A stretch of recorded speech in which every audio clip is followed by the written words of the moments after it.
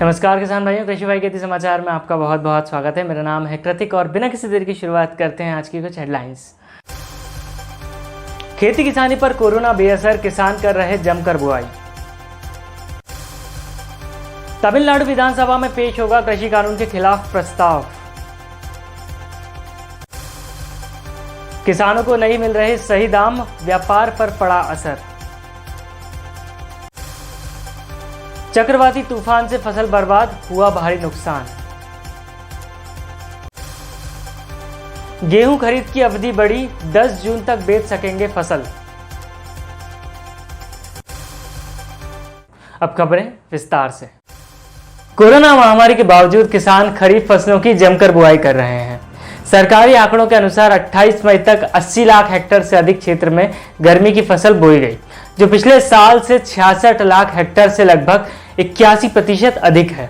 Corona महामारी के बावजूद देश में ग्रीष्म फसल क्षेत्र 21% बढ़ा है। केंद्र कृषि एवं किसान कल्याण मंत्री नरेंद्र सिंह तोमर का कहना है कि किसानों की अथक मेहनत और वैज्ञानिकों के योगदान का परिणाम है कि कोरोना की इस दूसरी लहर के बावजूद भी खेती पर कोई असर नहीं पड़ा है। तमिलनाडु विधानसभा में कृषि कानून के खिलाफ प्रस्ताव लाया जाएगा।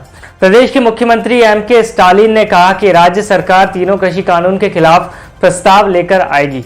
उन्होंने केंद्र सरकार से कानून को रद्द करने की मांग भी की है। गौरतलब है, पंजाब, छत्तीसगढ़, राजस्थान आदि राज्य कृषि कानून के खिलाफ प्रस्ताव पारित कर चुके हैं।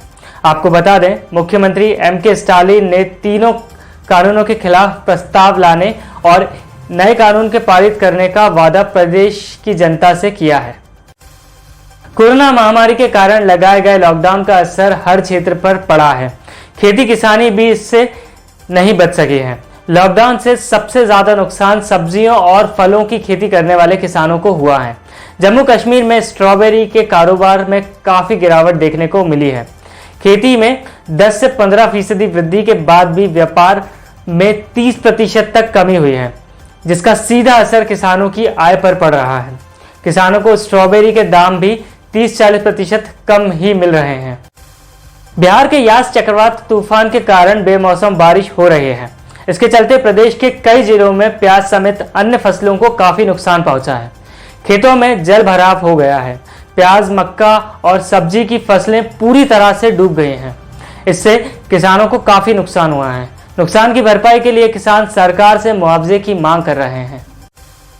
कोरोना संक्रमण को देखते हुए हिमाचल प्रदेश सरकार ने गेहूं खरीद की तिथि बढ़ाने का फैसला किया है। अब प्रदेश में किसान 10 जून तक अपनी फसल बेच सकेंगे। पहले 31 मई की तिथि निर्धारित की गई थी, लेकिन कोरोना संक्रमण के बढ़ते मामलों को देखते हुए कई किसान अपनी फसल नहीं बेच सके।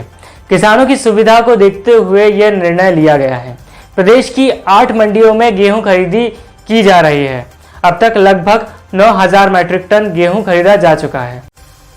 किसान भाइयों, कृषि भाई खेती समाचार आपको कैसे लगे हमें कमेंट सेक्शन में लिखकर जरूर बताइए। आज के लिए दीजिए इजाजत, कल फिर मिलेंगे। धन्यवाद।